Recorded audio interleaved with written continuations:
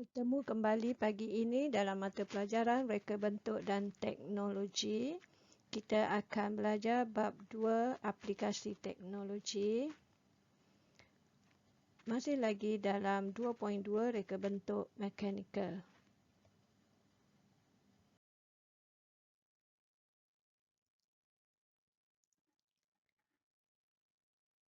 Topik 2.2.3 menghasilkan lakaran 3D reka bentuk gadget yang menggunakan komponen sistem mekanikal yang dipilih.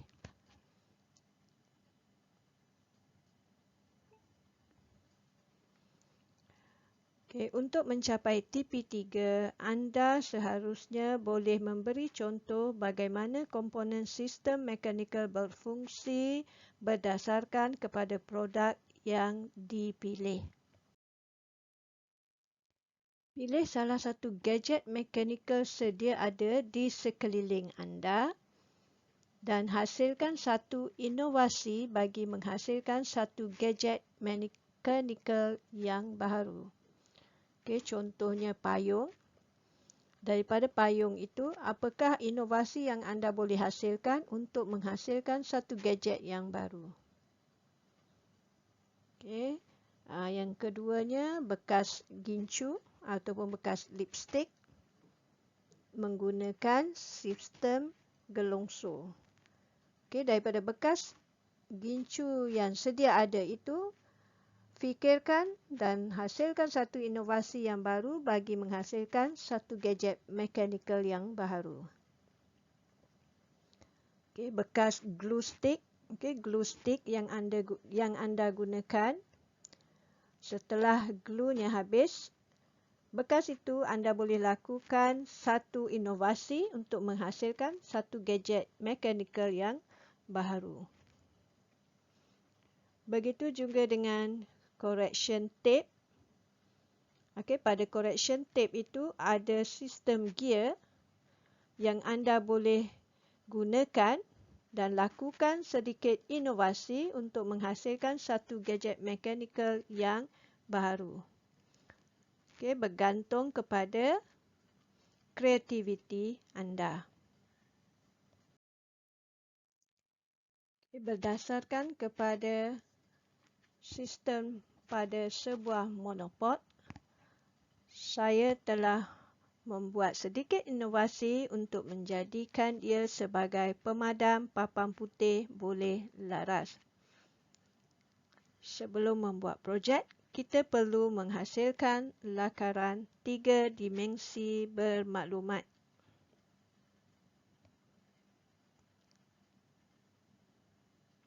Setelah anda melukis lakaran 3 dimensi, anda perlu melabel pada setiap bahagian yang terdapat pada gadget yang anda akan hasilkan.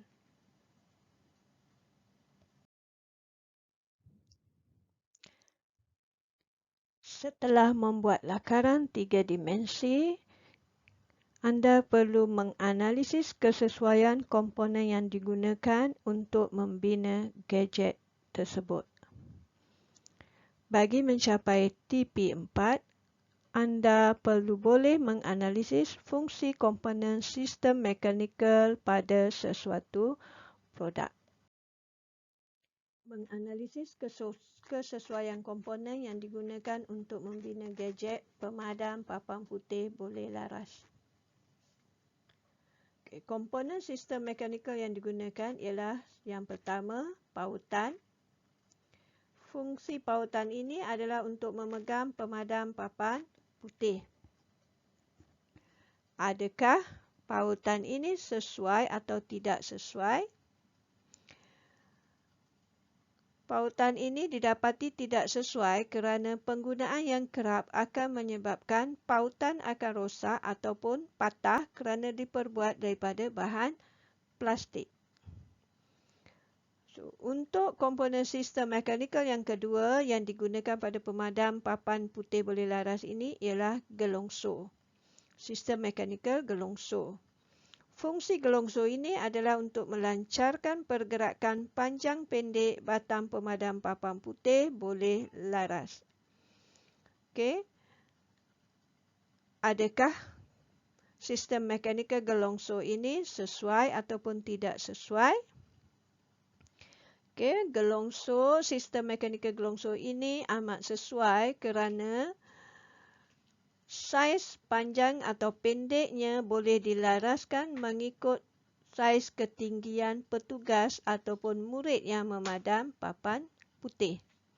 Jika murid itu rendah, maka ia boleh dilaraskan kepada saiz yang lebih panjang untuk memudahkan murid tersebut memadam papan putih hingga ke bahagian atas.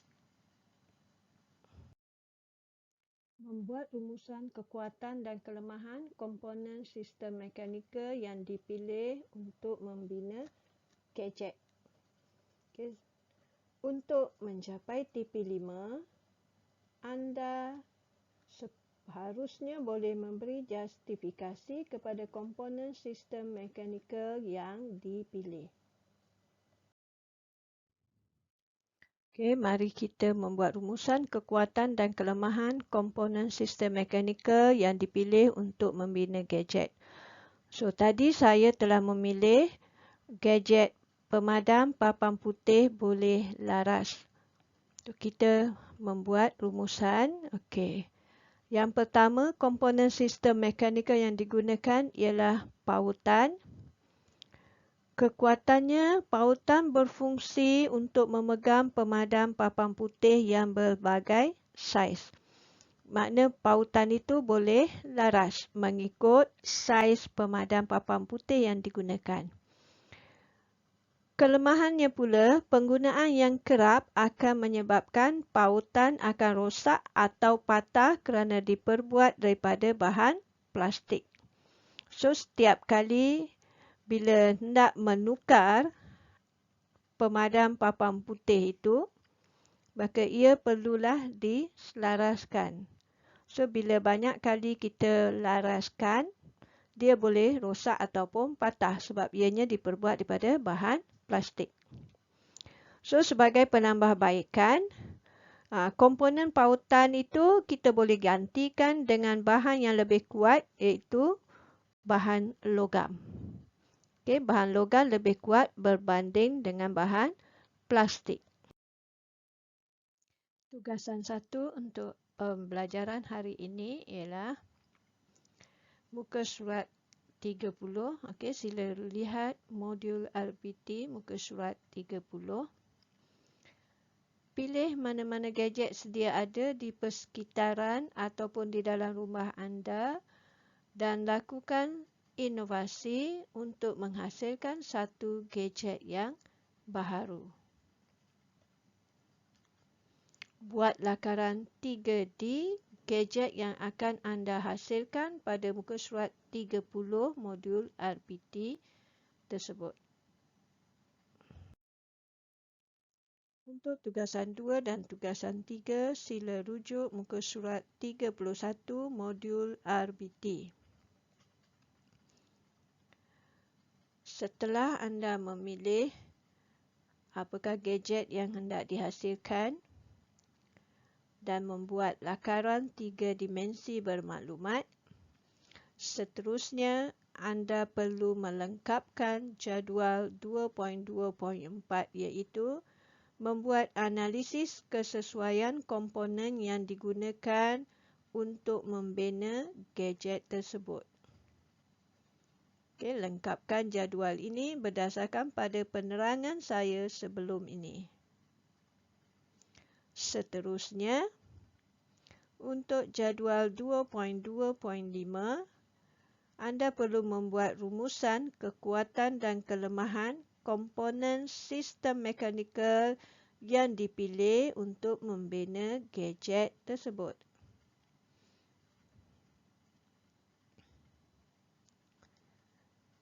Okay, anda boleh merujuk kepada penerangan yang telah saya berikan dalam contoh-contoh sebelum ini dalam slide yang terdahulu.